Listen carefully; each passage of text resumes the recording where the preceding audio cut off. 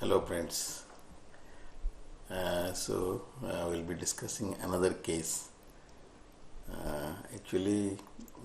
This case I shared with HHF platform when Dr. Milindra's birthday celebration was going on. Actually, the credit of making this video goes to Dr. Bhavin, because just after the lecture is over, he just sent me a message in WhatsApp that, sir, actually the discussion of the remedy should be a bit expansive so that we can understand in a better way.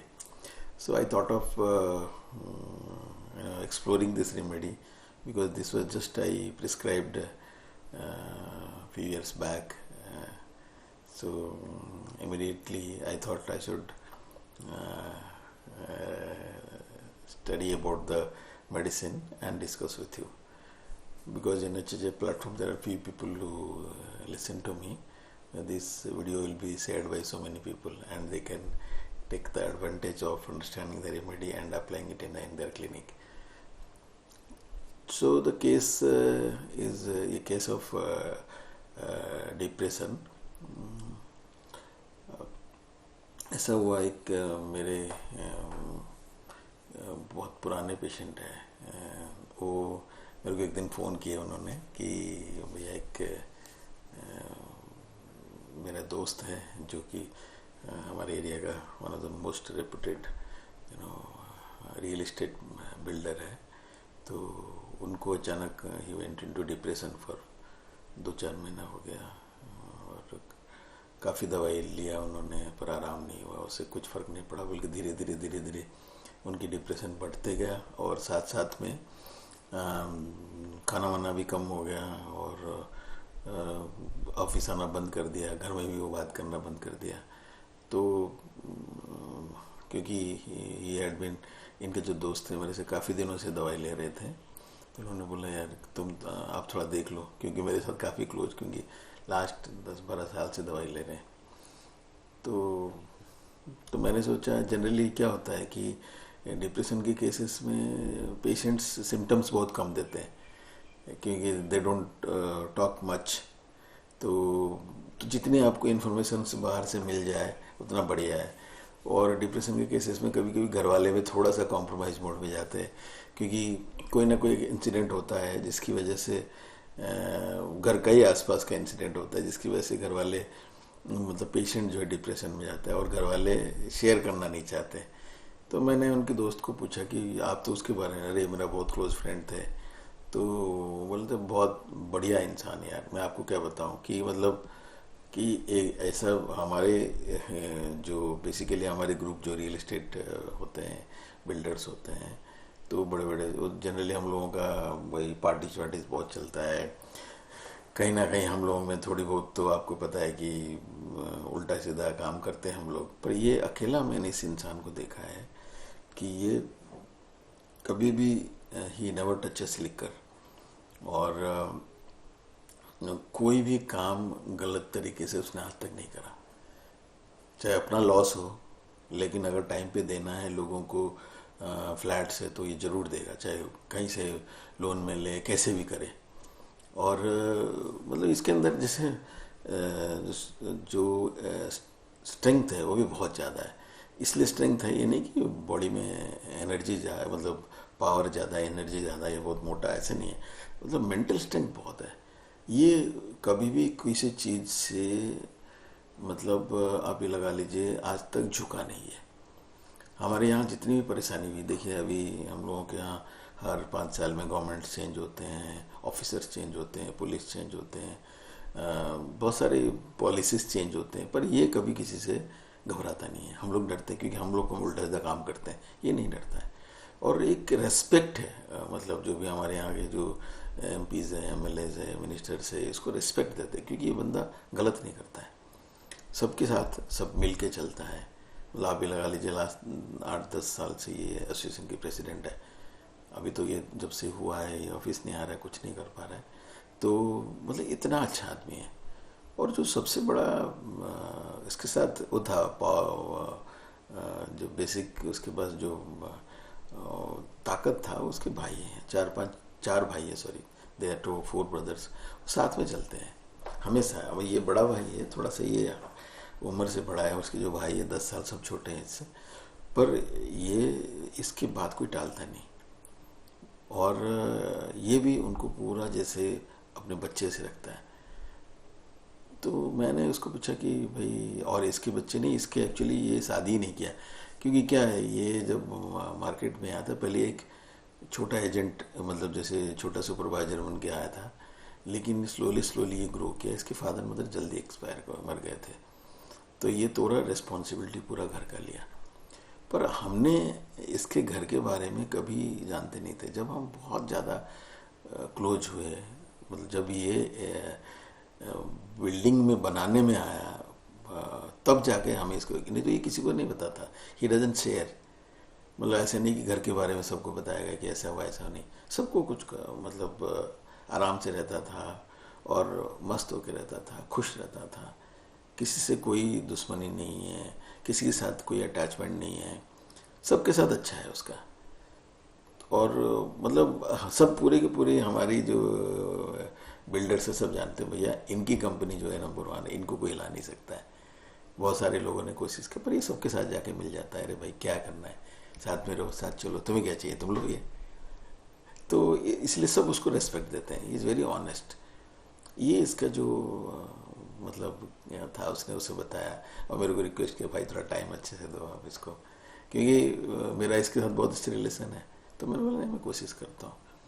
अब उसके जो भाई, 2 भाई उसको लेके आए साथ में, तो बैठे, तो पक्का ऐसे नीचे बैठ कर ऐसे, तो मतलब जैसे एक वैकेंट लुक है पेशेंट का। तो मस्ट बी अराउंड 50+, 55 ऐसे कुछ आसपास एज होगा। मैंने पूछा, भाई हम, आप बताइए आपका नाम क्या है? तो ही डिडंट रिप्लाई। तो मेरे को ऐसे देखा और फिर कुछ नहीं किया उसने, जस्ट ऐसे। तो मैंने, उसने भाई ने बोला, सर ये बात नहीं करते हैं आजकल, तो काफ़ी दिन से हो गया ये बात ही नहीं करते हैं, अभी 2-3 महीने हो गए, कुछ भी नहीं बात, थोड़ी बहुत बात करते थे, अभी नहीं बात करते हैं। तो फिर मैं बोला, अच्छा आप ही बताइए कि क्या क्या उसको परेशानी होती है। बोले अब धीरे धीरे, मतलब थोड़े दिन पहले ये शांत हो गए, बोलना बंद कर दिया। अब हमने जाके साइकियाट्रिस्ट को बताया कि ऐसे ऐसे हो गया, डॉक्टर को दिखाया तो उन्होंने साइकियाट्रिस्ट को रेफर किया, तो उन्होंने दवाई दिया, पर स्लोली दवाई खाने से भी कुछ फ़र्क नहीं हुआ। तो जो थोड़ी बहुत बात करते वो भी बंद करा था, जो थोड़ी बहुत बाहर जाते थे वो भी बंद कर दिया उन्होंने। अब कम्प्लीटली उन्होंने बाहर जाना ही बंद कर दिया। अब जैसे बच्चे हैं, हम तीनों भाई हैं, हमारे बच्चे हैं, तो जैसे इनके कमरे में जाते हैं, पहले ये थोड़ा सा खेलते थे, अब वो खेलना भी बंद कर दिया उन्होंने। और कभी कभार थोड़ा बहुत मूड होता है तो इंटरेक्ट कर लेते हैं, पर कभी अच्छे से खेलते नहीं हैं, कितना भी बोल दो खेलते हैं। और हम लोग उनको कितना भी मतलब रिक्वेस्ट करते हैं कि भाई आप क्या हो गया बताओ, मन में क्या बात चल रही है, कुछ नहीं बोलते हैं, बस शांत रहते, नहीं कुछ नहीं ऐसे बोलते हैं। तो मैंने बोला, भाई और थोड़ा बताइए उनके बारे में। तो उन्होंने बोला कि देखिए सर, हम 4 भाई हैं और ये सबसे बड़े हैं।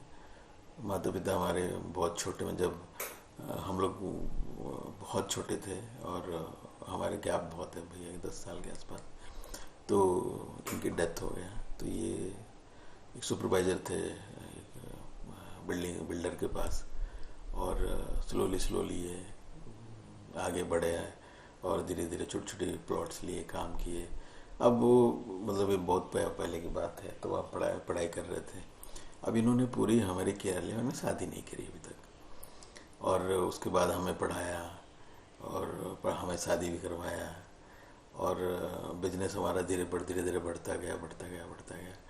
तो अभी सबसे ज़्यादा जो परेशानी, जो इनकी जो परेशानी हुई है, वो हुआ ये जो डिमोनेटाइजेशन हुआ है 3-4 साल का, उससे धीरे धीरे स्लोली उस टाइम से ज़्यादा इनकी परेशानी हुआ, और मतलब परेशानी बढ़ी इनकी।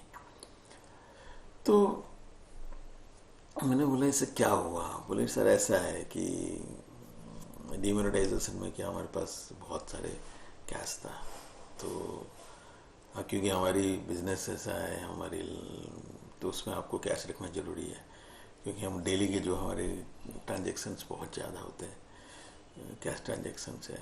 पर अचानक द रूल वाज चेंज्ड, तो ऐसा हुआ कि जो उस पैसे को हम लोगों को मैनेज करना होता है, कैसे करेंगे। तो हम लोगों ने फिर क्या किया, जितनी हमारे जो थोड़ा कजिन्स है, रिलेटिव्स है, उनमें से थोड़ा सा शेयर कर दिया कि वो अपना स्टाफ के साथ, लोगों के साथ एडजस्ट कर लें। पर फिर भी we left with lot of cash in hand. तो हम लोगों ने क्या करें कि हमारी जो तीनों वाइफ्स है, उनकी जो पेरेंट्स है, वो they are all actually in business, so and with very good business. They have a lot of staffs in their companies, factories, restaurants. तो हमने सोचा कि वो कहीं ना कहीं स्टाफ के साथ मैनेज कर, तो जो मेजर चंक है हमने उनको दे दिया। तो कि भाई भैया को पूछा, भैया बोले ठीक है भाई पैसे एडजस्ट कर लो, पर ये कि जब हमें ज़रूरत पड़ेगा उनको बोलिए हमें दे दें। तो ये हमने मेजर जो पैसे हमने उनको दे दिया। तो अब ये सब दे दिया हमने, तो ठीक है। अभी उसको डिमोनेटाइजेशन के बाद भी 1 साल तक तो ये सब चलता रहा, ये ठीक ठाक रहा। 1 साल के बाद फिर धीरे धीरे मतलब गाड़ी पटरी में आया, and we started again taking projects. तो भैया का ऐसा होता था कि उनका जो तरीका होता था कि ये होता था कि भाई काम जो है ना वो परफेक्ट काम होता था, कि कभी भी ऐसा नहीं कि किसी भी चीज़ में कॉम्प्रोमाइज़ करे। और ये हर चीज़ में ऐसा है, लोगों के साथ बिहेवियर भी उनका ऐसा होता था, मतलब इतनी परफेक्ट होता था कि भाई इवन जो गुंडे लोग हैं तो भी इनको डरते थे, क्योंकि पता ये गलत काम करेगा नहीं। तो everybody has a good relationship है। तो जब ये नया शुरू किया तो सब लोगों ने बोला अरे अभी आप जब शुरू करोगे, अभी नया आपको इतने पैसे, बोले नहीं अभी पैसे वैसे मैनेज हो जाएगा, कोई चीज़ चिंता नहीं है। और हम लोगों का ऐसा नेचर है कि हम इतने बड़े हो गए, लेकिन अभी भी जैसे मतलब कभी भी भैया के साथ हमेशा देते थे हम। इन्होंने ऐसे कोई बात, क्योंकि हम लोगों के माँ बाप थे वो, कि बचपन हम जब छोटे थे तो हमारे पेरेंट्स गुजर गए थे, and this person didn't marry because of us. हमें केयर लेना था, हमें अच्छे कॉलेज में पढ़ाना है, अच्छे स्कूल में पढ़ाना है, और ध्यान देना है भाई ये ठीक मतलब कंपनी में जाए, सब कुछ ख्याल रखते थे। कभी ऐसा नहीं होता था कि भाई हमारे, तो हमें पता है कि हमारे लिए क्या है, हमारे लिए अपने माँ बाप से बड़े थे। तो पर यह, और हमारी ऐसे क्या उसको बोलते हैं कि जो ज़रूरतें हैं, ऐसा नहीं कि आज तक उन्होंने कि नहीं किया। मेरा छोटा भाई है, अभी 1-1.5 साल पहले उसने जिद किया कि भाई मेरे को बिटल का स्पोर्ट्स कार चाहिए, जो कि काफ़ी कॉस्टली है। तो पर भैया ने बोला कोई बात नहीं है बेटा, इसको इच्छा है तो है, उसको करने तो कोई बात नहीं, हमारे पास है पैसा। नहीं होता तो हम पहले बहुत टू व्हीलर में जाते थे, अभी तो है हमारे पास पैसे। तो उनको मतलब उसकी भी इच्छा पूरा कर दिया उन्होंने। मतलब इतना क्या उसको बोलते हैं कि हमारे सपोर्टिव थे। तो जैसे हमने फिर दोबारा से, मतलब हम लोगों का अब ये होता था कि हम 4 भाई होते थे। हमारी कंपनी जो है ना, मतलब जो स्ट्रेंथ था हमारे कंपनी का कि भैया इतनी ये लोगों को कोई हिला नहीं सकता है। और तो बहुत सारे लोग थोड़ा बहुत जेलसी भी होते थे, पर भैया के बिहेवियर इतना अच्छा था कि कोई जेलसी आगे बढ़ने नहीं देते थे। सबके साथ भैया तेरे को क्या चाहिए ले। तो सब बिल्डर भी इनको बड़े रेस्पेक्ट करते थे। कोई भी पॉलिटिशियंस, मिनिस्टर्स घर में आते थे, ये भी जाते थे, तो बहुत रेस्पेक्ट करते थे। ऐसे नहीं कोई दबंगई है, कोई लड़ाई झगड़ा, कुछ नहीं, किसी के साथ नहीं है। जबकि हमारे लाइन में काफ़ी ज़्यादा होता है, कभी भी नहीं होता है। कभी कोई कंप्लेन किया, ठीक है भाई तुम फ्लैट चेंज कर लो, दूसरी जगह ले लो, कोई दिक्कत नहीं। कभी कोई मिनिस्टर को ना बाय करना, ना गरीब आदमी को ही परेशान करना, क्योंकि उसको पता है कि गरीबी क्या होता है, उन्होंने देखा है। तो ये सब चीज़ मतलब चलता रहा। लेकिन जब हम लोगों ने फिर एक बहुत बड़ा प्रोजेक्ट लिया गुड़गांव में, कि एक मेगा सिटी का प्रोजेक्ट लिया, क्योंकि हम सोचा कि बहुत बड़ा प्रोजेक्ट, क्योंकि उस टाइम डिमोनेटाइजेशन के बाद काम वगैरह कम हो गया था सबका। हमने सोचा दोबारा से शुरू करते हैं। तो जब शुरू किया तो इनिशियली आपको पता होता है हर जगह सब चीज़ें थोड़ी बहुत आगे पीछे होता है, मतलब यू हैव टू पे मनी, कैश सबको देना होता है, नहीं तो काम होता नहीं। शुरू करने के time initially you need lot of money. तो हमने पैसे वहाँ कजिन्स को जो दिया था वो थोड़ी मोड़ी अमाउंट तो था दिया। जो हमारे इन लॉज को दिए थे अब उन्होंने थोड़ा आनाकानी किया पैसे देने में, क्योंकि मेजर जो हमारे कैश उनके पास था। अब वो जैसे मांगे, अब उन्होंने क्या किया इस बीच में 1-1.5 साल के अंदर उन्होंने वो पैसे अपने बिजनेस में लगा दी, बहुत सारी चीज़ों में इन्वेस्ट कर दिया, कुछ कुछ काम में लगा दिया। तो अब हमारे पास बहुत बड़ा प्रोजेक्ट है और कैश इन हैंड बहुत कम है। तो भैया ने हमें बोला, भाई बताओ आपकी जो सास ससुर को कि भाई पैसे चाहिए हमें। तो हम लोगों ने मना, तो बोला हमारे इन लॉज को, अब बोले यार इधर उधर लग गया, अब दे रहे हैं। तो it took around 6 months, project हमारा डिले हो रहा है। अब ये चीज़ें भैया को बोले तो देखो आज तक हमारा कभी प्रोजेक्ट डिले हुआ नहीं, तो ये तो गलत बात है, आप थोड़ा सा उनको बोलो। अब हमने अपनी वाइफ को बोला कि भाई जाके प्रेशराइज करो। अब वो इन द मीन टाइम क्या हुआ, अब जब घर वाले वाइफ भी गए तो अब उन्होंने कहीं ना कहीं, उनके पास पैसे तो है नहीं। अब वो जैसे हमने इंसिस्ट किया, वो हमारे अंदर भी जो लड़ाई झगड़ा शुरू हो गया वाइफ और हस्बैंड में। अब ये काफ़ी दिन चलता रहा, 1-2 महीने चलता रहा। जब ये चलता रहा तो भैया बार बार बोलते क्या हो रहा है यार, जब हमारे से पैसे लिए तो देना चाहिए ना। तो ही इवन कॉल्ड देम, पर वो कहीं ना कहीं वो टालते रहे कि यार है नहीं। अब वो झगड़ा तो करते नहीं, कभी नहीं आज तक किए उन्होंने। अब ये चीज़ होता गया तो धीरे धीरे एक दिन देखा कि प्रोजेक्ट, फिर क्या हुआ, प्रोजेक्ट डिले होना शुरू हो गया, क्योंकि कैश इन हैंड है ही नहीं हमारे पास, जो था हमने खर्चा कर दिया। अब स्लोली भैया ना थोड़ा सा शांत होने लग गए।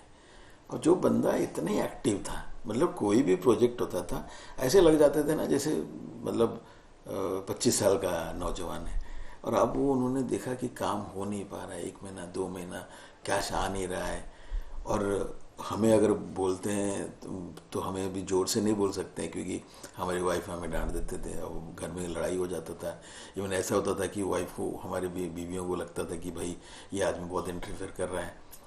तो ऐसा होता था कि मतलब क्लेश होता। And he is not that type of person कि घर में किसी को गाली दें, कुछ बोलें या बच्चों को कुछ नहीं। अब ये धीरे धीरे क्या हुआ, मतलब वो शांत होते गए, बोलना बंद कर दिए।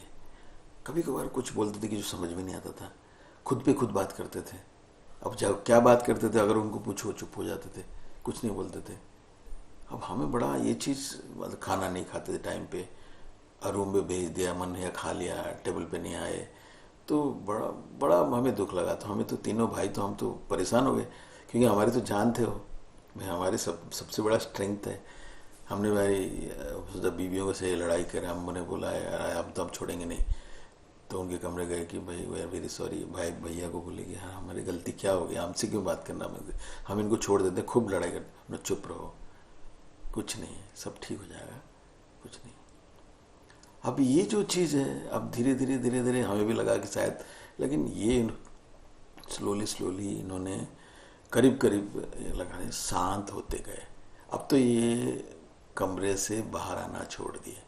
कोई भी इंफॉर्मेशन बच्चे जाके देते हैं, अरे ऐसा हो गया, तो कोई रिएक्शन नहीं। बच्चों के साथ थोड़ी बहुत खेल लेते थे वो, जैसे संडेज को हो गया, जिस दिन ऑफिस बंद होता है। अब उन्होंने टोटल रिएक्ट करना बंद कर दिया। कभी कभार सबसे छोटू जो है उनकी गोद में बैठ जाते हैं तो थोड़ी सी स्माइल कर देते हैं, बट वो मतलब आप लगा लो कि पूरा दिन भर में 2-5 सेकंड के लिए, पर वो फिर शांत हो जाते हैं। मतलब पहले ऐसा होता था कि, मतलब जैसे होता था ना, कोई भी इन्फॉर्मेशन दो, अरे उधर ऐसा हो गया, उस बिल्डर के साथ हो गया, जो जैसे ये इनको रिएक्ट, मतलब क्या हो गया, चलो चलते हैं, ऐसे कैसे हो जाएगा। अभी हमने 2-3 बिल्डर हमारे अरेस्ट हो गए, हमारे आसपास के कुछ पुलिस केस में, लेकिन इनको पूछा तो कोई रिएक्शन नहीं, पूरा शांत। तो मतलब ये जो मैं जब सुन रहा था, मैं सबसे छोटा भाई हो तो रोना शुरू कर दिया कि ये ऐसे नहीं थे, मैं क्या करूं, डॉक्टर साहब इनको हेल्प करो। कि मतलब हमारे तो जान थे, हमारे सब कुछ, हमें सब चीज़ों से बाहर निकाल लेते थे। अब तो ये बात ही करना बंद कर दिए। हम कितना भी इनको रिक्वेस्ट करते हैं, बात करना बंद कर देते हैं। मतलब ये कम्प्लीटली, मतलब he was contrary to what he was earlier. मतलब पहले इतना स्ट्रेंथ में काम कर रहे थे और ये कम्प्लीटली लो हो गए। कोई बातचीत नहीं है, जस्ट क्लोजिंग हिमसेल्फ, चुपचाप बंद कर दिया उन्होंने।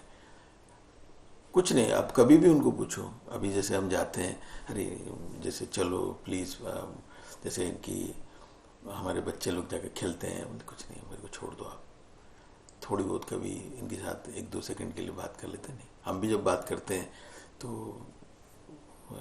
कोई मतलब नहीं है, मैं ठीक हूँ, मुझे छोड़ दो, बस मैं नॉर्मल हूँ, आप चिंता मत करो। अब अभी मैं यहाँ तक केस सुन रहा था, केस तो मैंने बोला ये जनरल टेम्परामेंट वगैरह कैसा है उनका? बोले आज तक हमने उनको गुस्सा होते हुए नहीं देखा। अगर हम कितना भी बड़ा गलती कर लें, ये कभी भी हाँ अब अपनी टेम्पर नहीं लूज करते थे, कूल रहते थे, समझा देते थे, और ऐसे लगता था कि जैसे कुछ हुआ ही नहीं। और कोई भी कितना भी ये मतलब मुश्किल का काम हो, ये बिना कुछ टेम्पर लूज किए उसके चीज़ को आराम से करने की कोशिश करते थे।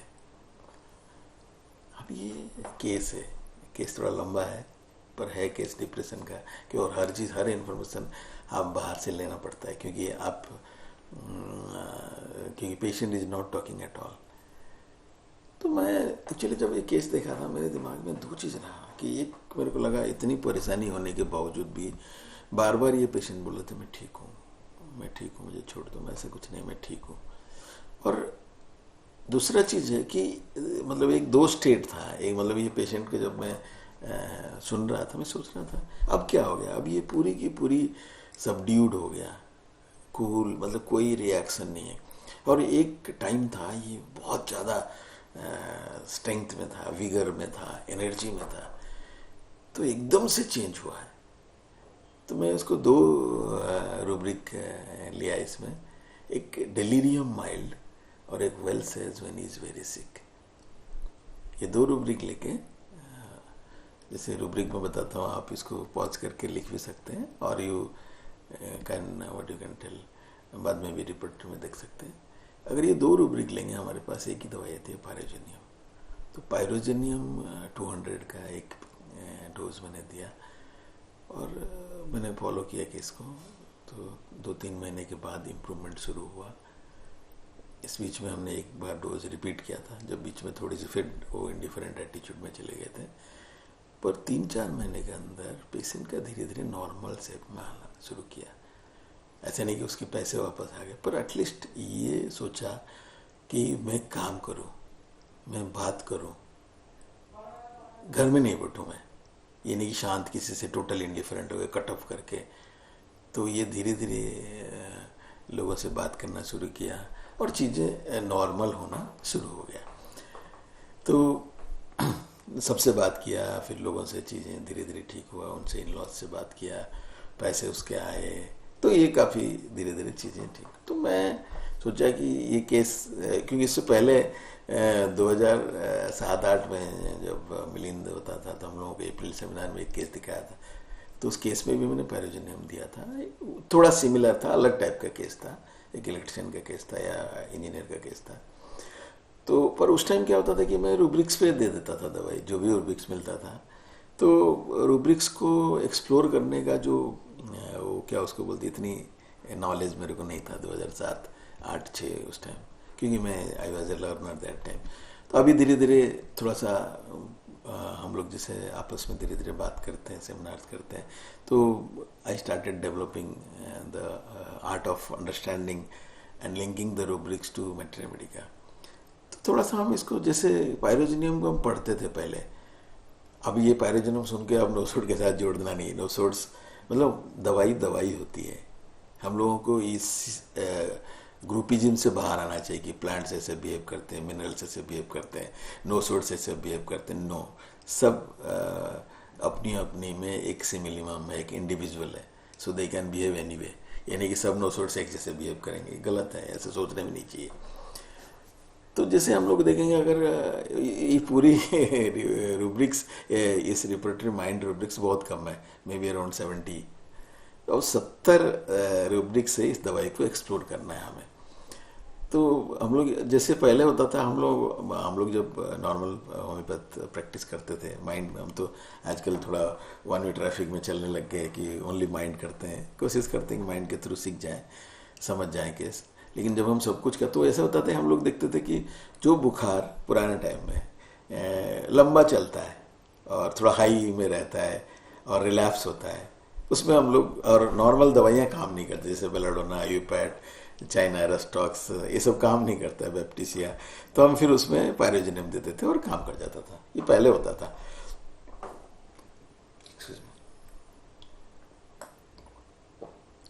तो अभी लेकिन क्या है, जैसे खाली बुखार में अगर होता, मैं एक्चुअली बाद में बताऊंगा आपको, क्योंकि बुखार, और अगर इस दवाई को अगर आप माइंड में ढूंढेंगे ना, तो इसमें सिर्फ 6 रूब्रिक है बुखार के।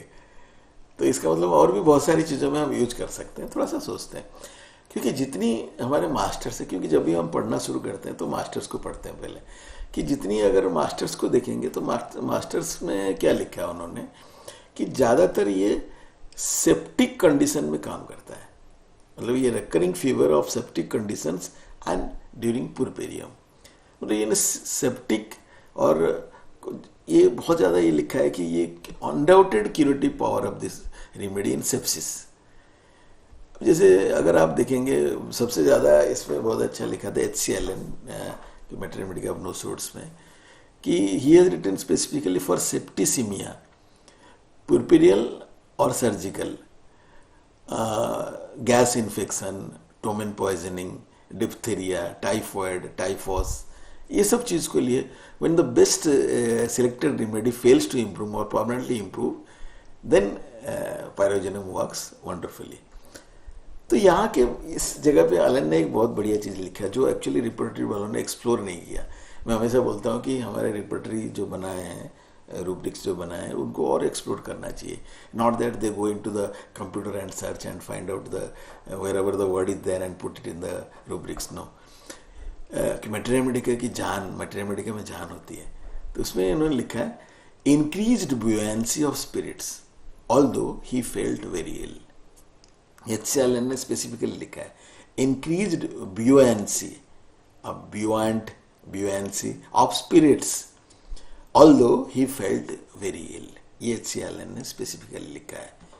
अगर आप देखेंगे तो ये एक लाइन है, इसको हम आगे पढ़ेंगे।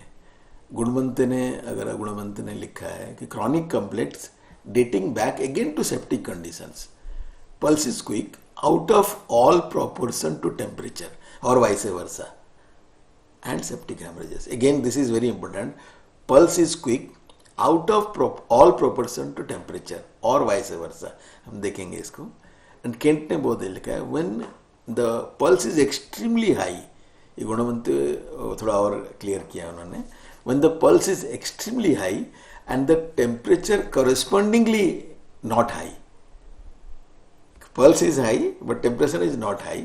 This remedy will be useful. On the other hand, when the pulse and temperature are out of rhythm, either way, this remedy should be considered if the case is of septic origin. मतलब आप pulse और temperature में आप देखिए, थोड़ा सा एक ज़्यादा है तो एक कम है, पल्स ज़्यादा है टेम्परेचर कम है, थोड़ा सा समझेंगे इसको। तो ये इन्होंने लिखा है, केंट ने लिखा, टायलर बहुत अच्छा लिखा है, it is another great fever remedy but not the remedy of simple fevers like aconite, but the remedy of septic fevers, typhoid fevers. उसके बाद उन्होंने एक और चीज़ लिख दिया जो थोड़ा सा अजीब सा लिखा है, pyrogen is a weird medicine. अब वियर्ड समझना पड़ेगा, weird in origin, weird in symptoms, and it belongs to homoeopathy alone. Tyler ने डॉक्टर सर्विनो के बारे में लिखा। सर्विनो जो उस टाइम बहुत काम करते, he is of Texas, he doctor Servino of Texas in 1893 wrote, the patient may feel as if a train of cars had run over him. जैसे कारों की, जैसे क्या उसको काफिला, ट्रेन ऑफ कार्स, कारों की काफिला जो होता है ना, जैसे कॉन्वॉय, तो इनके ऊपर चढ़ गए, रन ओवर हिम, बहुत extreme restless, better when first beginning to move, extreme restlessness, better when first beginning to move. This is a great difference between Rustox and Pyrogenium. Rustox is worse when beginning to move, but better after continued motion. ये सब जानते हैं हम. as the थोड़ा सा समझ Rhus tox is worse when beginning to move but better after continued motion. As the relief from movement in Pyrogenium only lasts for few moments, the patient has to keep on moving. Pyrogenium में उसको चलते रहना पड़ेगा क्योंकि जो relief मिलता है वो बस थोड़े देर के लिए मिलता है. अब इसीलिए इसमें उन्होंने बहुत अच्छा लिखा है, hence it's frightful restlessness. Pyrogenium में restlessness better sitting up in a chair and rocking hard. इसमें रॉकिंग हार्ड है उसमें पायरोजेनियम में. Pyrogenium has only momentary relief from moving but must move for that relief. उसको movement करते रहना पड़ेगा. उसमें ब्रैकेट में लिखा है, one thinks of pyrogen as the dream of scientist, perpetual motion. जैसे होता है ना, जैसे साइंटिस्ट हमेशा आप देखेंगे उनकी कहीं ना कहीं मोशन चलता रहेगा, शांत नहीं बैठ सकते, वैसे पैरोजेनियम उसका कुछ ना कुछ ऐसे लगता हो कि कुछ करते रहना पड़ेगा तभी वो चल सकता है, नहीं तो नहीं चल सकता है. तो सर्विनो ने और भी ऐड किया है पायरोजेनियम के बारे में. Grand nosode, it is a grand nosode, one of the greatest monuments to animal and to homoeopathy, as it comes with a very wide range of action and fills a place of its own that no other can fill. अभी जैसे अगर हम ये सर्बिनो, Tyler, Kent, Elon, थोड़ा थोड़ा हम इसको पढ़े, इनको इस सब चीज़ को मिला के कुछ एक इंफॉर्मेशन बनाने की कोशिश करते हैं. अगर देखेंगे जितनी मास्टर्स है, ये 3 वर्ड बहुत यूज किया पायरोजेनियम में, सेप्टिक, सेप्टिसेमिया एंड सेप्सिस. अगर ये 3 चीज देखेंगे, ये तीनों वर्ड जो है बहुत ज्यादा पायरोजेनियम में यूज हुआ है. तो हमें 3 शब्दों को समझना बहुत जरूरी है, नहीं तो हम आगे नहीं बढ़ पाएंगे.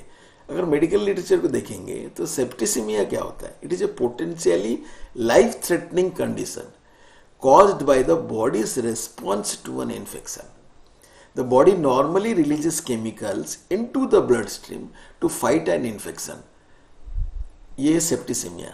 Sepsis occurs, उसके बाद sepsis पढ़ते हैं. Sepsis occurs when the body's response to these chemicals is out of balance, triggering changes that can damage multiple organ system. If sepsis progresses to septic shock, the BP drops dramatically and this may lead to death. So there is a difference between septicemia, sepsis and septic condition. This means अगर हम इसको थोड़ा generalise करें, generally the body responds to an infection and जैसे कोई भी infection होता है तो बॉडी क्या करता है? रेस्पॉन्ड करता है and tries to fight it so that it becomes healthy. क्योंकि वही इन्फेक्शन को कोशिश करता शरीर इसको फाइट करे ताकि वो ठीक रहे. That is septicaemia. But if due to some reason it doesn't respond, then it damages its own health. अगर वो रेस्पॉन्ड नहीं करता है तो ये अपनी शरीर को खराब करता है. That is sepsis. The whole journey of pyrogenium lies in this 2 sentences, septicaemia and sepsis. अभी इसको थोड़ा थोड़ा समझने की कोशिश करेंगे हम लोग. मैं आपको बता रहा था कि पूरी की पूरी अगर आप देखेंगे पायरोजेनियम का जो माइंड सेक्शन में, अगर फीवर के सब रूब्रिक में जाएंगे तो हमारे पास जो रूब्रिक है डेल्यूजन, सीइंग डबल, एक बहुत बढ़िया रूब्रिक है फीवर का, आप देख लीजिए. Delusion, seeing double, fever wouldn't run alike in both. This single remedy rubric. Delusion, seeing double, 2 चीज दिखता है. Fever wouldn't run alike in both, दोनों में एक जैसे बुखार नहीं चलता है. Loquacity fever during this another rubric. Restlessness fever is. Speech hasty during fever. Thinking faster than before during fever. Thoughts rapid fever during. मतलब अगर आप देखेंगे फीवर की जो 5 रूब्रिक है, एक लुक्वासिटी बहुत ज्यादा है, restlessness feverish, not fever during, feverish, and speech fever के साथ साथ हेस्टी, और थिंकिंग फास्टर देन बिफोर है ड्यूरिंग फीवर. फीवर का टाइम नॉर्मल से ज्यादा स्पीड में सोचता है. थॉट्स रैपिड, दिमाग बहुत चलता रहता है. तो आप समझ रहे हैं इसको, मतलब 6 में से एक डिल्यूजन है। और सब चीज में क्या होता है कि दिमाग जो है, दिमाग, शरीर, हर चीज है ना नॉर्मल से फास्ट चलता है इसका। और आप अगर देखेंगे इस पूरी, जैसे क्या होता है, जैसे हम लोग देखते हैं बेलाडोना देखिए, एकोनाइट देखिए, रेस्टॉक्स देखिए, इसमें क्या होता है ना कि कहीं ना कहीं फीवर के दौरान थोड़ा सा और चीज़ें बढ़ जाती है। जैसे क्या हो, जैसे इरिटेबिलिटी किसी का बढ़ जाता है, somebody goes to the delirium, somebody has lot of delusions during fever, somebody becomes impatient, somebody goes to mood repulsive, anger, ये सब बुखार में होता है, वायलेंस, ये सब बुखार में होता है। मतलब लेकिन इस दवाई में एक डिल्यूजन को छोड़ के और जो चीज़ें हैं, डिल्यूजन एक है वो हम बाद में समझते हैं, जो और जो 5 चीज़ें हैं वो ये होता है कि it indicates the excessive speed of thought and restlessness to execute them, restlessness feverish, execute them during fever. मतलब बुखार के दौरान स्पीड ज़्यादा हो जाता है इसका, गुस्सा नहीं ज़्यादा होता है, रिपल्सिवनेस ज़्यादा नहीं होता है, डिलीरियम में नहीं जाता है, वायलेंट में नहीं जाता है, परेशान नहीं करता किसी को, पर इसकी जो स्पीड बढ़ जाता है। दिस मीन्स ये बीमारी के दौरान ये जो बुखार होता है इस दौरान ये परेशान नहीं होता है, क्योंकि परेशान में क्या होता है, जो रिएक्शंस है, यहाँ परेशानी होती है, जैसे सैडनेस हो गया, कोई भी रिएक्शंस है वो परेशानी हो गया, रिएक्टिव हो गया, गुस्सा हो गया, अब्यूजिव हो गया, डिलीरियम हो गया। पर ये क्या करता है, अगर इसकी 5 रूब्रिक देखेंगे, ये नॉर्मल से ज़्यादा, it works with more vigour during fever. Fever जब कोई, फीवर का मतलब कोई काम, अगर कोई भी चीज़ आता है थोड़ा सा ज़्यादा, उस टाइम ये और ज़्यादा ताकत में काम करता है। तो अगर आप देखेंगे फीवर का मतलब क्या है, मेटाफोरिकली आप देखेंगे तो this is a state of heightened और इंटेंस इमोशनल एक्टिविटी, इमोशन और एक्टिविटी, स्टेट ऑफ हाइटेंड और इंटेंस इमोशन और एक्टिविटी, मतलब इसमें इमोशन भी ज़्यादा होता है और साथ में एक्टिविटी भी ज़्यादा होता है, ये फीवर का है।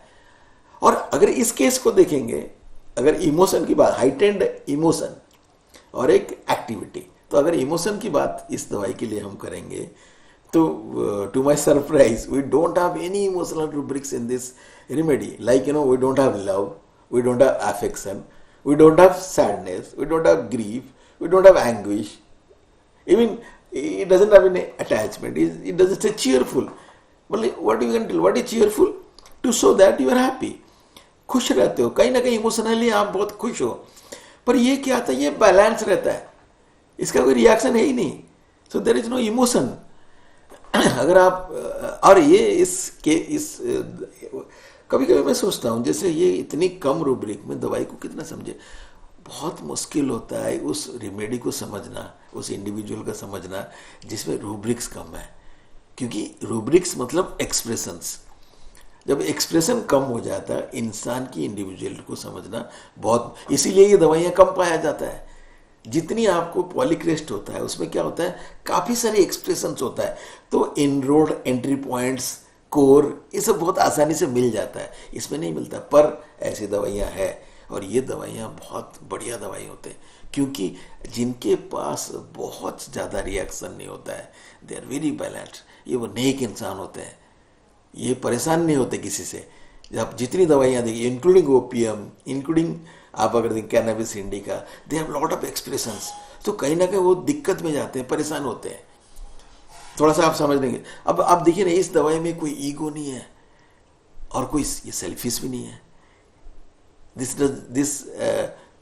This remedy is not in the rubric business, nor it has any ambition, और more to add to that it doesn't stay in the rubric content और ब्लिस और ट्रांस, कुछ नहीं है, मतलब उस स्टेट में भी नहीं जाता है, मतलब नॉर्मल इंसान है। क्योंकि ये चलो ठीक है, ओपीएम है, पहले इंडिफरेंट से वो कंप्लीट कंटेंट में चला जाता है, ये छोड़ दो यार सब कुछ, और पहले क्या फियर होता है, क्या होगा क्या होगा, अब चला जाता है। कैनबिस इंडिका ऊपर ही रहता है, वो कंटेंट ब्लिस ट्रांस में रहता है, नीचे दिखता ही नहीं, ऐसा नहीं है, ये उसी स्टेट में रहता है, एक बैलेंस स्टेट में रहता है, वहां से बाहर नहीं निकलता है।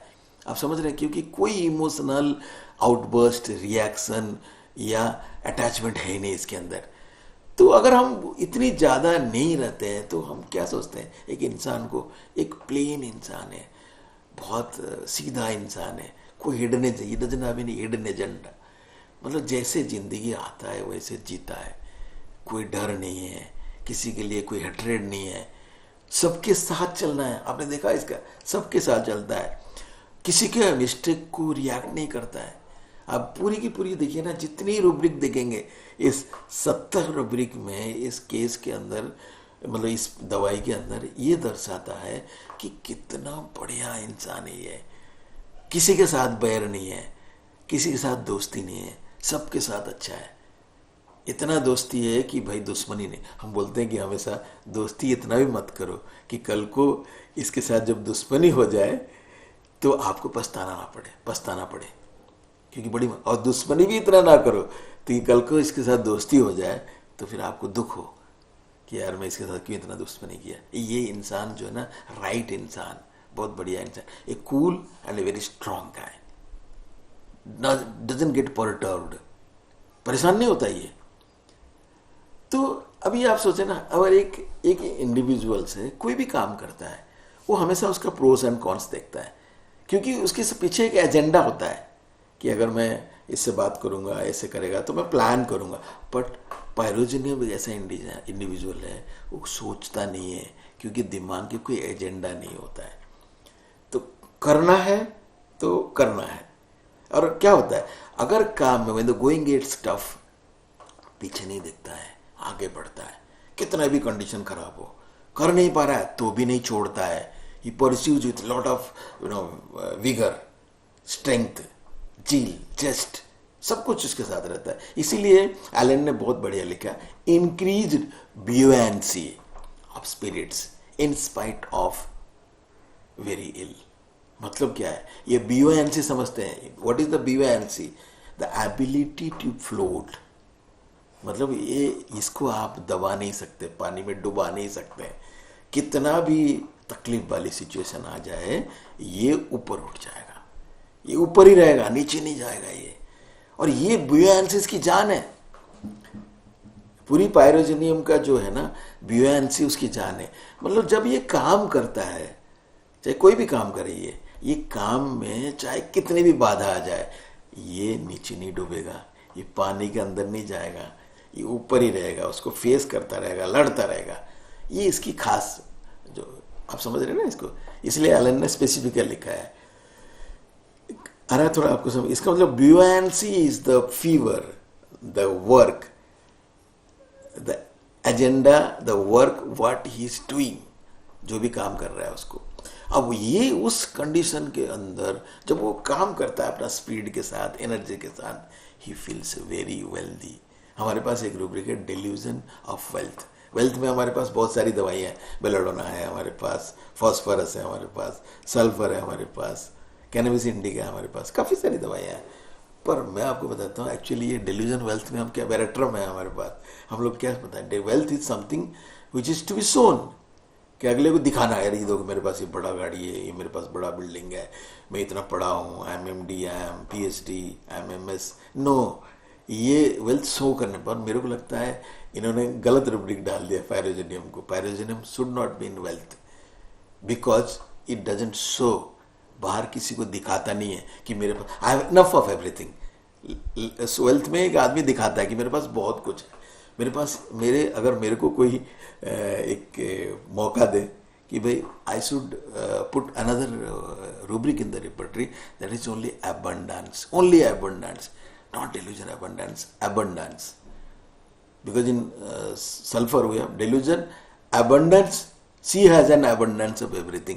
उसको महसूस होता है जब वो सी की कंडीशन में जाता है सल्फर, क्योंकि सल्फर को लगता है जब सब कुछ खत्म हो जाता है फिर भी मेरे पास बहुत कुछ है। आप समझे, लगता है, खत्म करता है ना तभी से लगता है, पर यहाँ खत्म होने वाली बात नहीं है, ये खत्म होने वाले के स्टेज में ही जाता नहीं है, क्योंकि इसको सल्फर कहीं ना कहीं उसको लगता है कि मैं अपनी जो इंडिपेंडेंट है उनके लिए मैं कुछ कर रहा हूँ, इसीलिए उसको लगता है ऐसा है कि करते करते करते जब वो to the state of poverty, to the state of want जाता है तो उसको महसूस होता है अभी भी मैं खत्म नहीं हुआ। पर ये इसको लगता ही नहीं है, ये करता जाता है, ये फील ही नहीं करता है, तो it is just pure abundance. मेरे को लगता है कि भाई पायरोजेनियम को डेल्यूजन वेल्थ से निकाल के एबंडेंस एक रूब्रिक बना के लगाना चाहिए, और उसमें ऑथर की जगह एलन ऐड करना चाहिए, HClN। तो इसको सपोर्ट करने के लिए हमारे पास एक बहुत बढ़िया रूब्रिक है, delusion she has many arms and legs. See the beauty आप देख रहे हो उसको, मतलब क्या, मेनी आर्म्स एंड लेग्स, बहुत सारे, और आर्म्स और लेग्स ये क्या करता है, ये दोनों आपकी ताकत है, आपके दोनों की। अगर हमारे हाथ और पैर काट दिया जाए तो हम तो एक जगह वेजिटेबल हो जाएंगे, तो यही दोनों ही सब कुछ परफॉर्म करते हैं, हमारे हर चीज यही दोनों करते हैं। और इसका मेनी, एक नहीं है, ये उसके अबंडेंस है, आप समझ रहे हो उसको। तो ये अभी, और मतलब so beautifully if you see the pyrogenium rubrics, और ये जो चीज है उसके पास बहुत सारे जो है उसके ऊपर उसके कंट्रोल भी है। ऐसा नहीं है कि भाई जैसे होता है ना कि खाली हाथ पैर है और कंट्रोल नहीं कर पा रहा है, ऐसा नहीं है। उसके कंट्रोल, हमारे पास एक रूब्रिक है, delusion she covered the whole bed. Bed मतलब जहां जहां उसकी एरिया है, उस एरिया को पूरी की पूरी covered, I have control over my arms and legs. ये जो एरिया है बहुत उसको लगता है कि ये मैं मेरे कंट्रोल में मेरे आर्म्स एंड लेग्स है। और साथ साथ में उसके पास एक ये होता है कि ये खाली ये नहीं होता है कवर, और जब मैं ये काम करता हूँ, ये मैं छोटा छोटा नहीं काम करता हूँ, मैं बड़ा काम करता हूँ, अपने आप को बहुत बड़ा महसूस करता है। हमारे पास रूब्रिक है delusion, he himself seems too large, मतलब उसको अपने आप को लगता है मैं अभी बहुत बड़ा हूं, छोटा नहीं हूं। अभी ये आप समझ रहे हैं उसको, ही दैट टाइम्स अगर हम देखेंगे, we can infer that he himself is very powerful enough to pursue his goal which looks unachievable to others. आप समझिए कि कब आप महसूस करते हो कि मैं अभी एक पैर एक हाथ में आपकी काम चल जाती है, दो पैर दो हाथ में।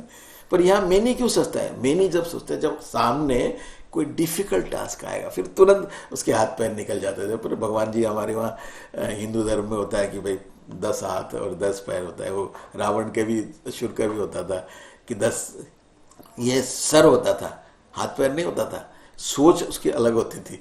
यहाँ हाथ है।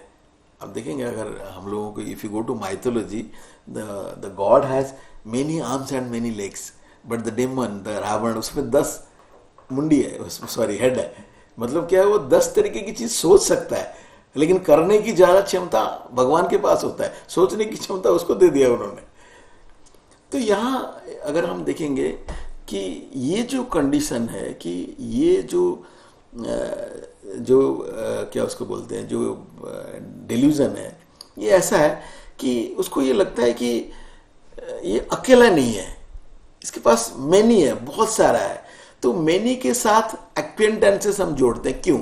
उसका ऐसा ये, क्योंकि जब आप एक और रूब्रिक है इसका, अगर खाली मैनी आर्म्स मैनी लेग्स देंगे कि मेरा हो सकता है, आई कैन परफॉर्म, तो एक रूब्रिक हमारे साथ आता है इसके साथ, delusion being double, fever wouldn't run alike in both. Fever का एक और रूब्रिक मैंने बताया था डेल्यूजन में, जो 5 रूब्रिक थे वो स्ट्रेंथ की था, और एक था ये वाला रूब्रिक है डेल्यूजन बीइंग डबल। यहां कहीं लगता है वो अकेला नहीं, 2 है। And fever wouldn't run alike in both, मतलब दोनों में एक जैसा बुखार नहीं चल रहा है।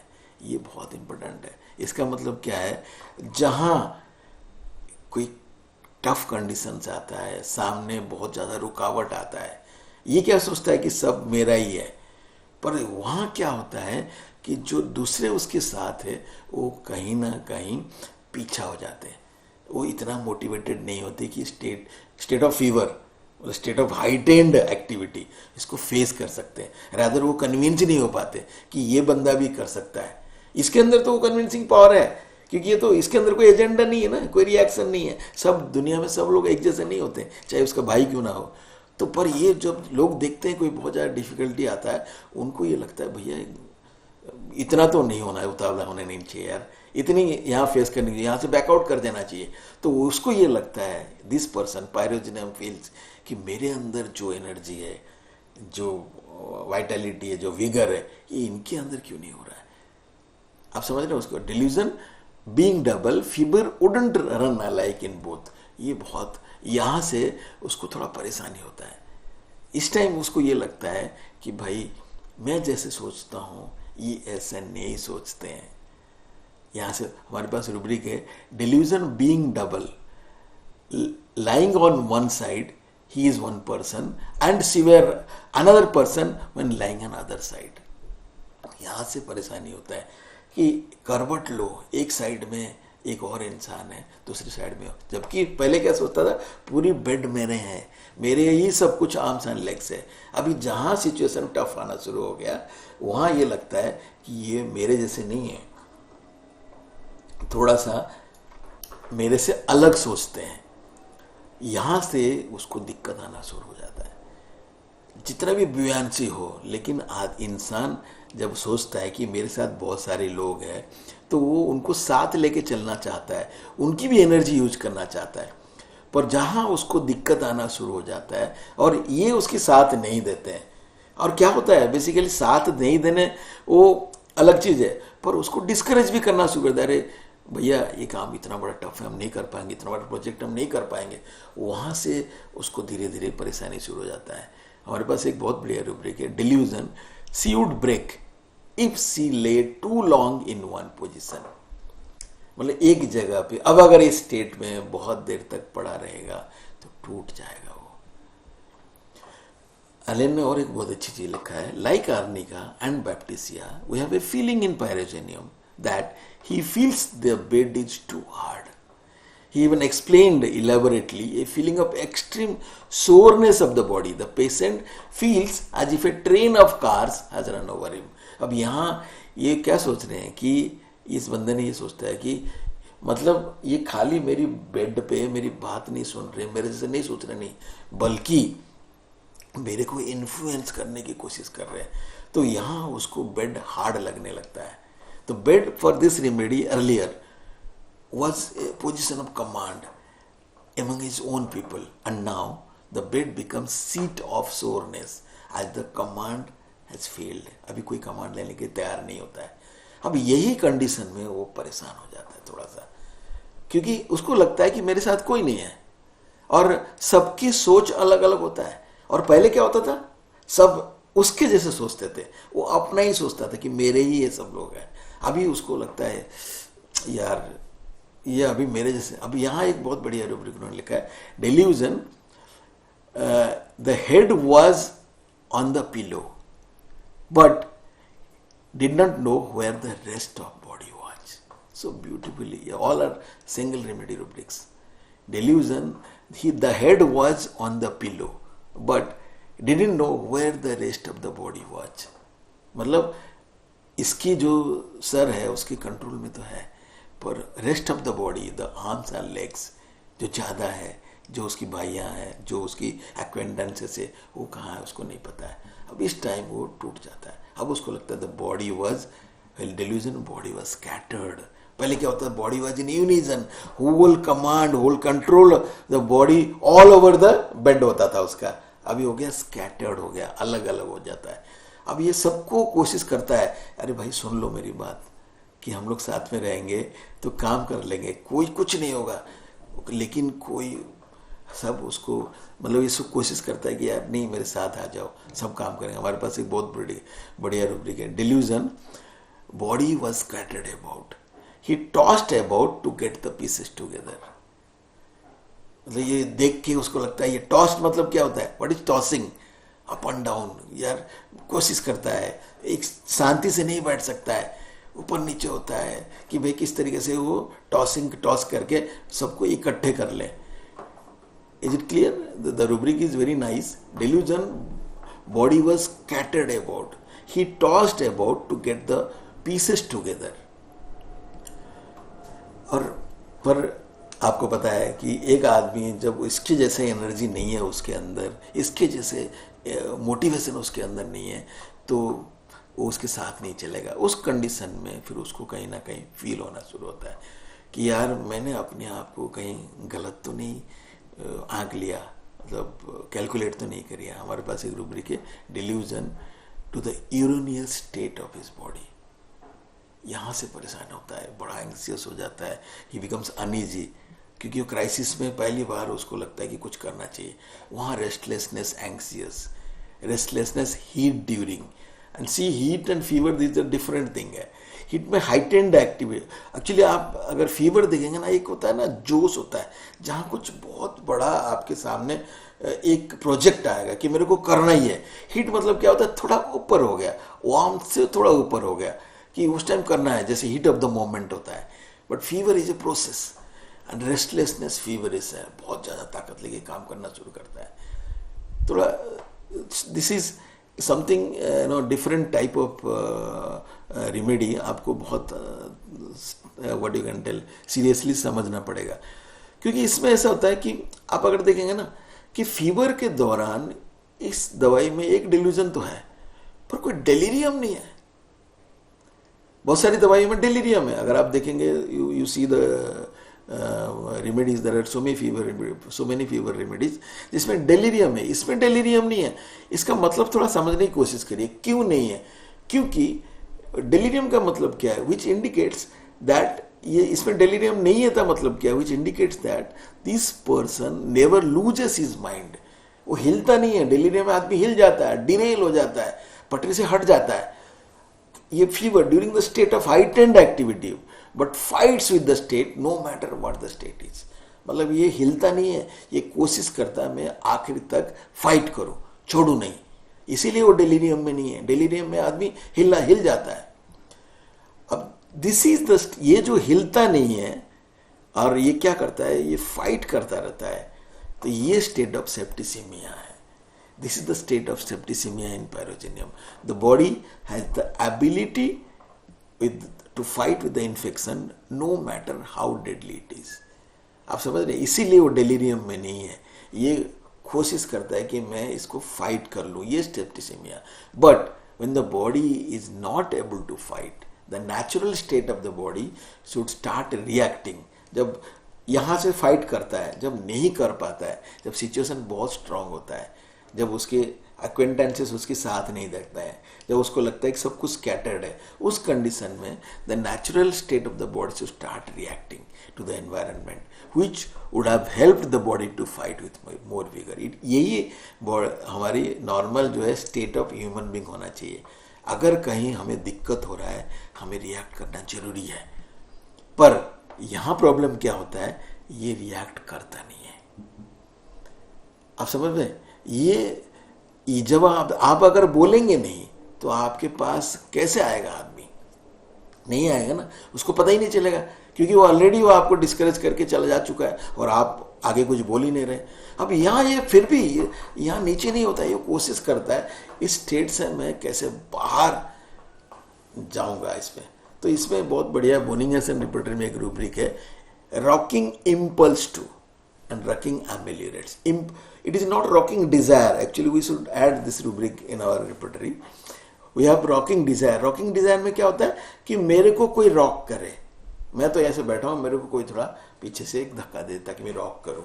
पर यहाँ रॉकिंग इम्पल्स, मैं खुद करूँ इम्पल्स, क्योंकि मैं ऐसे स्टेट में फंस गया हूँ कि मैं रिएक्ट नहीं कर पा रहा हूँ. तो मैं अंदर से ऐसे कुछ हो ताकि मैं कुछ ना कुछ इस सिचुएशन से, तो थोड़ी बहुत रॉकिंग में उसको आराम होता है. यही हो सकता है. अगर आप देखेंगे जो हमारे पास पहले लिखा हुआ था कि इसको जो रेस्टलेसनेस है, ये बैठ नहीं सकता है, तो ये कुछ करने की कोशिश करता है, he has to move himself. तो यहाँ ये क्या करता है, ये फिर कोशिश करता है. ये जो रॉकिंग हार्ड वाली, ये कोर कोशिश करना है. तो यहाँ बहुत सारा उसने कोशिश करता. तो he puts a lot of hard work to fight the crisis. कि यार मैं, जबकि उसके पास कोई सपोर्ट बाहर से नहीं है. वो सोचता है कि यार, क्योंकि उसको ये लगता है कि इस सिचुएशन से बाहर जाने के लिए उसको बहुत कोशिश करना पड़ेगा, और वो ये कोशिश करता रहता है, सरेंडर करता नहीं है. नहीं, मेरे को करना है, पर बाहर से कोई हेल्प नहीं मिलता है. तो ये जो कोशिश में उसको लगता है कि नहीं, ये कोशिश में कामयाब नहीं है, क्योंकि जितनी एनर्जी वो धीरे धीरे खत्म हो रहा है, बल्कि सपोर्ट सिस्टम उसकी जवाब दे रहे हैं. We have a very good rubric to support this. That is, delusion, nails of toes are flying off. आप समझ में उसको, nail क्या होता है. अभी the nails are supporting toes. क्या करता है nails? To become stronger. Nail हमारे toes को support करता है स्ट्रांग करने के लिए। बहुत सारे काम जो खाली टोज नहीं कर सकता है, नेल के थ्रू हम उसको सपोर्ट देके कर लेते हैं, लेकिन यहाँ ऐसा लगता है कि इसकी जो कंप्लीट बॉडी की एनर्जी है वो खत्म हो रहा है, क्योंकि बॉडी अपने आप को सपोर्ट नहीं कर पा रहा है। Every energy is going to drain out. अब ये बहुत कोशिश करता है, लेकिन कोई सोल्यूशन, हमारे पास रूब्रिक है restlessness, tossing about in bed, बहुत कोशिश करता है लेकिन कोई सोल्यूशन मिलता नहीं है। अब ये बहुत कोशिश करता है लेकिन कोई उसके साथ नहीं आता है, कोई उसके साथ नहीं आता है। अब यहाँ जो होता है, क्योंकि सपोर्ट सिस्टम में उसके चला गया, अब यहाँ उसको कंडीशन आ जाता है कि इसको रिएक्ट करना चाहिए और ये कर नहीं रहा है, क्योंकि उसकी नेचर नहीं है, उसकी आदत नहीं है। उसकी कंप्लीट नेचर है कि अपने आप में सब कुछ शांत होकर करना चाहिए, कहीं ना कहीं कोई रिएक्ट नहीं करना चाहिए।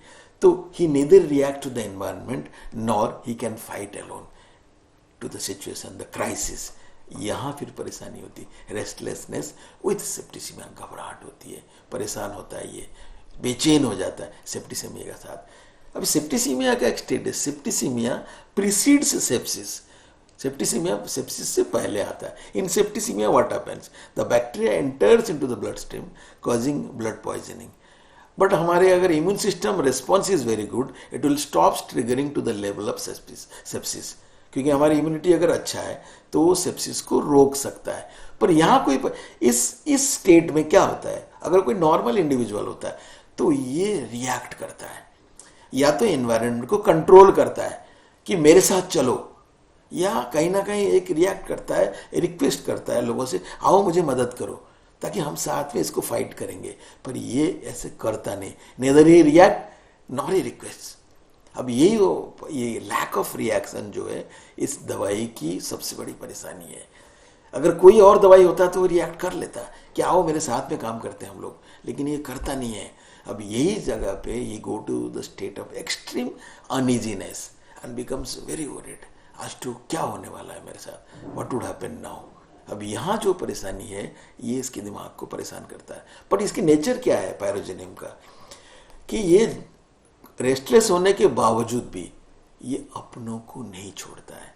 क्यों नहीं छोड़ता है? क्योंकि अपने उसके बाहर के नहीं है, भाई नहीं है, ओन ऑर्गन है, मेनी आर्म्स एंड लेग्स है, मेरे अपने पार्ट्स है। तो ये इतनी रेस्टलेस होने के बावजूद भी ये छोड़ता किसी को नहीं है, परेशान हो जाता है लेकिन छोड़ता नहीं। हमारे पास एक डिलीरियम है, इस रूब्रिक है डिलीरियम ऑन क्लोजिंग आइज। अब समझ गए, क्लोजिंग आइज मतलब बाहर की इंफॉर्मेशन अंदर नहीं आने देना। तो आंख बंद कर देना मतलब अपनों से दूर हो जाना, अपनों को देख के कोई रिएक्ट नहीं करना, मतलब दूर हो जाना। तो जैसे ये अपनों से थोड़ी सी दूर अपने आप को, अगर ये दूर कर लेता ना तो चलो यार सब कुछ छोड़ दो, ऐसे वाली बात नहीं है। ये जैसे ही अपनों से खुद को दूर कर देता है, ये goes into the state of delirium.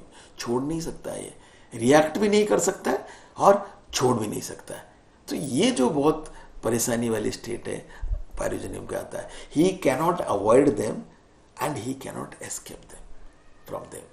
ये जो कंडीशन है state of violent mental agitation, कि क्या करूं मैं इनकी, मतलब मैं कुछ कर ही नहीं सकता हूं, और still he stage with them, he cannot react at the same time he cannot even leave them.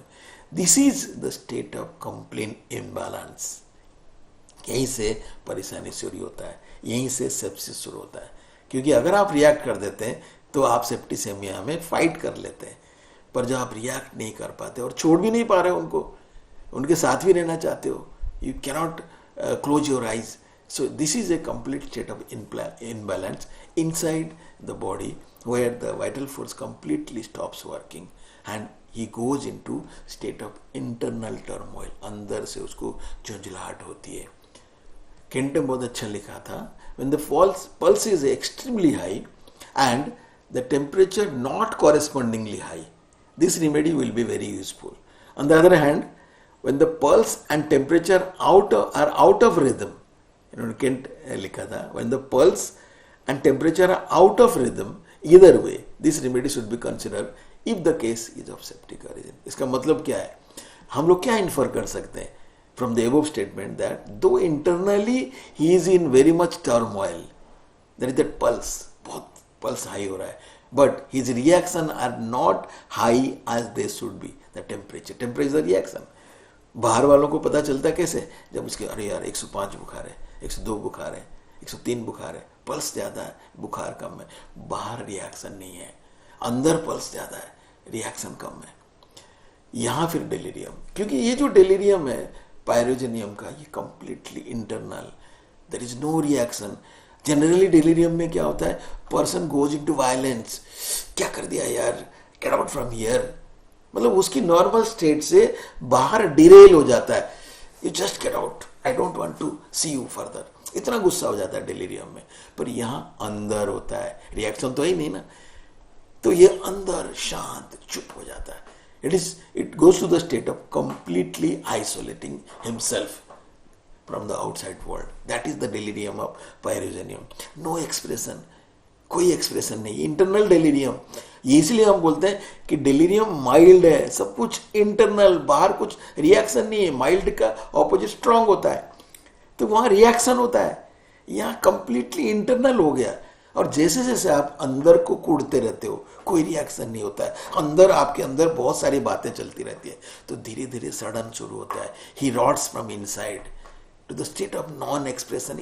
अंदर बहुत ज्यादा सड़ रहा है, लेकिन बाहर निकाल नहीं पा रहा है, वो सडन बाहर को नहीं पता चलता है। अब प्लीज ट्राई टू, जैसे मैं एक एग्जाम्पल दूंगा, वो थोड़ा सा गलत हो सकता है। जैसे आप खाना गड़बड़ खाए हैं और पेट के अंदर गैस भर गया है, you want to fart but you cannot fart because of that social conditions. तो क्या होता है, आप सोचो ना, वो फार्ट अंदर है और पूरा गंदगी वाला, तो एक टाइम में आएगा ना, आप अंदर से यार लगेगा क्या यार भरा हुआ है, तो नाक से आ रहा है, मुंह से आ रहा है, क्योंकि वो बाहर निकल नहीं पा रहा है, बहुत ज्यादा गंदगी वाला। आप उसको बाहर में नाक से भी निकाल नहीं सकते हो, you cannot pass it, take it out through eructations also, क्योंकि बदबू आएगा उसमें से, क्योंकि जो ढकार आता है ना, गंदी खट्टी ढकार आता है, तो अच्छा नहीं लगता है। तो क्या करते हैं, अंदर लगते हो, तो अंदर से ना आपको एक बड़ा बुरा फीलिंग होता है। Here also same thing, and it is complete delirium. वो तो एक नॉर्मल गैस की बात कर रहे हैं, यहाँ पूरी की पूरी एक्सप्रेशन को आपने रोक दिया, बंद कर दिया। तो वो क्या होता है, एक अंदर से ना start disliking self, develops hatred towards his own self. मतलब अंदर से एक गंदगी, एक घृणा आती है। क्या हो गया, हमारे पास एक बहुत बढ़िया रूब्रिक उसके लिए, disgust of his own body order. अपने आप बाहर को नहीं दिखाई देता है। सोराइनम इसकी जस्ट ऑपोजिट है। सोराइनम में क्या होता है कि सोराइनम को आदमी, केंट ने लिखा था कि सोराइनम आते ही आप समझ जाएंगे भाई सोराइन बदबू आता है, उसकी मुंह से बास आएगा, उसकी थूक से बास आएगा, उसकी बॉडी से बास आएगा, उसका स्किन से बास आएगा, कपड़े से बास, तो all this odour they are very stinky, filthy. पर यहाँ अलग है, बाहर से कुछ नहीं पता चलेगा, अंदर से उसको महसूस हो रहा होगा। बाहर का सब ठीक है, क्योंकि अंदर से वो रॉटन है, सड़ा हुआ है, खुद के साथ उसको लगता है क्या यार कहाँ पहुंच गया मैं। अब यहाँ क्या करता है, जब आप इतना डिस्गस्ट, जब आपके साथ खुद को डिस्गस्ट हो जाएगा, जब आप खुद disgust of own body order self, that time the immune system completely stops working and it stops releasing chemicals to fight the infection and the person goes to the state of sepsis which is very deadly. अगर had he reacted to his brothers, अगर वो अपने भाइयों को बताता, गुस्सा करता, जाओ पैसे लेकर आओ, जाओ, और उनको इन लॉज को फोन करता, भाई उसके पास इतनी पावर था, बुला सकता था, मांग सकता था पैसे, उनसे ले सकता था, he could have influence the police, the politicians to take the money back. But वो सेल्फिश नहीं है, वो डिक्टेटोरियल नहीं है, वो सिर्फ शांत रहा। ये डिलीरियम माइल्ड, मतलब ये रिएक्ट नहीं करा और ये चुप रहा। अगर ये जो कंडीशन है, क्योंकि वो पूरी की पूरी जब चुप रहा, तो जो एक्सटर्नल टॉर्मोइल, इसको कुछ दिखता ही नहीं, बाहर कुछ होता ही नहीं है, इंटरनल होता है। Internally he goes to the state of extreme uneasiness. ये है delirium with sepsis. We have rubric delirium with sepsis. अब देख रहे हैं, डिलीरियम विथ फीवर नहीं है, delirium with sepsis and delirium mild, no reaction, no external turmoil. he becomes completely exhausted, सब कुछ खत्म हो जाता है, पूरा बॉडी खत्म हो जाता है and feels nothing can be done. But उसके अंदर जो एक अंदर से एक झील होता है ना कि भाई मैं वो ना बुयांट स्टेट है, थोड़ा थोड़ा उसको ऊपर उठाता है, कितना डुबाने के बाद भी, क्योंकि रहता तो है ना। तो हमारे पास एक रूब्रिक है, prostration of mind followed by restlessness. इतना प्रोस्ट्रेट होने के बाद भी थोड़ी रेस्टलेसनेस रहता है, थोड़ी थोड़ी हलचल होती है, थोड़ी थोड़ी बेचैनी होती है यार कहीं कुछ हो जाए, पर ये होता है कि जितनी हाइटेंड एक्टिविटी वो सब चला जाता है, नहीं हो पाता है, उसके अंदर एनर्जी नहीं होता है। तो क्या करता है वो, जो थोड़ी थोड़ी बेचैनी है उससे अपने आप को बोलता है, वो क्या हो गया यार, क्या हो गया। Speech whispering to her self लिखा है, हिमसेल्फ लिखा नहीं, क्योंकि energy level has gone down to that level that he become very weak, he can not fight, there is no strength. तो speech whispering to her self, not himself. In himself there is little bit of strength, लेकिन यहाँ होता नहीं है कुछ भी। अब यहाँ फिर कोई भी आता है उसको पूछता है भाई क्या है, कैसे हो, क्या हो, कुछ नहीं बोलता है, शांत रहता है, कुछ रिएक्ट नहीं करता है। अगर बहुत ज़्यादा कोई पूछता है तो बोलता है ठीक है, खुद ही नहीं समझ में आता है मैं क्यों ऐसे परेशानी में हूँ, क्योंकि रिएक्शन नहीं है ना उसके अंदर, बस ये रहता है कि यार ये परेशानी है। तो हमारे पास रूब्रिक है, well says when he is very sick and weeping causeless without knowing why. क्यों रो रहा है भाई, रिएक्ट कर देता है, नहीं किया, अब छोड़ देता है, छोड़ा नहीं, अब क्यों रो रहा है, फाइट करने की कोशिश कर रहा, मतलब एक अजीब सी स्टेट हो जाता है उसके अंदर। इसके एक फिजिकल में एक बहुत बढ़िया रूब्रिक है हमारे पास, फीवर इडियोपैथिक। अगर आप देखेंगे ना इसमें एक ही दवाई है, pyrogenium, so beautifully in generals also, in fever also. तो वी हैव, मतलब क्या है, the what is idiopathic, the cause of fever is unknown. आज मतलब क्या है, he himself is not able to identify the cause of his breakdown, मतलब वो क्यों ऐसे टूटा है उसको नहीं पता चल रहा है। He doesn't have any bad feelings over his near and dear ones, even if they didn't help during the crisis, and at the same time due to his own disgust feeling, he doesn't want any outside interferences. उसको बाहर से कोई interference नहीं चाहिए, किसी को ये नहीं कि भाई मेरे को मदद कर दो या मैं रिएक्ट कर लूँ, क्यों मदद नहीं कर रहा है, मतलब क्यों मेरे को तकलीफ क्यों है। मतलब इडियोपैथिक मतलब क्या है, उसको क्योंकि रिएक्शन नहीं है, सब कुछ इंटरनल है, सब कुछ अंदर से है, बाहर कुछ भी नहीं है। That is the delirium of this disease. तो इसलिए फीवर इडियोपैथिक है, पता नहीं चल रहा है, इसीलिए weeping without knowing the cause. अब यहाँ जो है एक इस कंडीशन में वो कंप्लीटली ब्रेकडाउन हो जाता है और पूरी की पूरी स्टेट ऑफ प्रोस्ट्रेशन में चले जाता है। कुछ कभी कभार थोड़ी सी हाँ ना कर देता है, लेकिन लाइफ उसके लिए कंप्लीटली क्लोज होता है, क्योंकि इसके अंदर रिएक्शन नहीं है। हमारे पास एक बहुत, और जो भी बंदा आके उसको समझाता है अरे नहीं कोई बात नहीं, ठीक हो जाएगा, ये हो जाएगा, तो उसको बड़ी परेशानी होती है। हमारे पास 2 रूब्रिक है in mind, fear of cold air and in general it is cold air एग्रेवेट्स।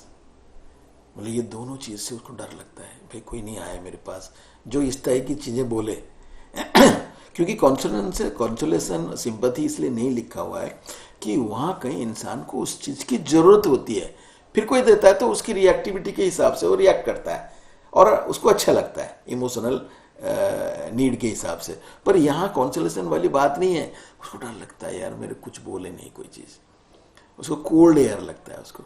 और एक बहुत बढ़िया रूब्रिक है, जब बच्चे आते हैं कभी कभार ये थोड़ा सा नॉर्मल होता है, वार्म एयर अमेलियोरेट्स, ये जनरल्स में वार्म एयर। तो आप समझ रहे हैं इसको, तो अगर आप पूरी की पूरी केस देखेंगे तो बहुत द क्रक्स बहुत सिंपल है। This is a very, pyrogenium is a very high spirited rubric, high spirited individual, high spirited में भी पैरोजेनियम को ऐड करना चाहिए, who would fight any situation with lot of chill during crisis. ये crux बता रहा हूँ मैं आपको, थोड़ा सा समझने। अब ये जरूरी नहीं कि फीवर में है, ये कोई भी कंडीशन में एक बंदा जो सिचुएशन से डरता नहीं है, चाहे कितना भी डिफिकल्ट सिचुएशन हो, अगर वो लड़ने लग जाता है तो वो जो क्राइसिस के टाइम वो पूरी की पूरी जान से काम करता है। और जब ये जो रूब्रिक्स है इसके साथ आप जैसे आपने बताया कि लोकोसिटी फीवर सब बताया एंड इंक्रीज्ड बुयांसी, ये रूब्रिक है, पूरा का पूरा काम करता है। और that time he feels nobody can stop him, he takes everybody along without any expectation, किसी से कुछ उम्मीद नहीं रखता है, but when the going gets tough his acquaintances back off, पीछे चले जाते हैं. उसको लगता है कि यार ये मेरे जैसे, उनके अंदर वो जील नहीं है, मोटिवेशन नहीं है, एंड ही फाइट्स एलोन, अकेला फाइट करता है, फिर भी वो जील नहीं छोड़ता है, to the level of prostration, extreme के लिए काम करता है, विदाउट रिएक्टिंग. इवन प्रोस्ट्रेशन के बाद भी वो अपने एक्वेटेंस को रिएक्ट नहीं करता. तुमने तो मेरी इतना मदद लिया, मैंने तुम्हारी इतना मदद किया, मुझे क्यों नहीं करते हो, लेकिन वो रिएक्ट नहीं करता है. और यही non reactivity leads to complete breakdown as he goes to the state of complete submission with a strong dislike of oneself. अपने आप को डिस्गस्ट में ले जाता है, खुद के साथ छोड़ देता है.